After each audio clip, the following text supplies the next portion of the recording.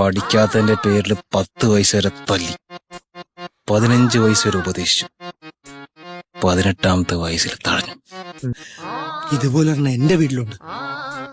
നിന്നെ 10 വയസ്സ് വരെയല്ലേ തല്ലിയുള്ളൂ, എന്നെ ഇന്നലെയും തല്ലി. രാവിലെ 5 മണിക്ക് വീട്ടിലേക്ക് വാ, ഞാൻ ട്യൂഷൻ എടുത്തരാടാ. നിന്റെ അമ്മായിക്ക് തുടങ്ങാ ട്യൂഷൻ.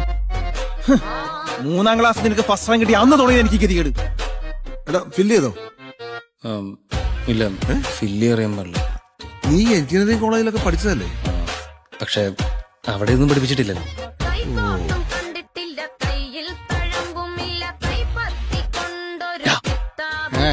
നീയല്ലേ പറഞ്ഞ കൂളിംഗ് ഗ്ലാസും തൊപ്പിയൊക്കെ വെച്ച് നമ്മളാരും ശ്രദ്ധിക്കൂലെന്ന്.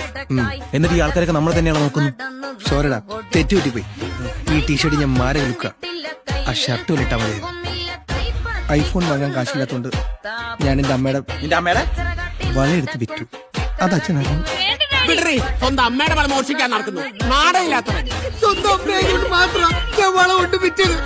സ്വന്തം ഒന്ന് കരുതി എന്റെ തെറ്റാ. എടാ നീ ആരെ കെട്ടിക്കാനാടാ വള കൊണ്ടുപോയി വിറ്റത്?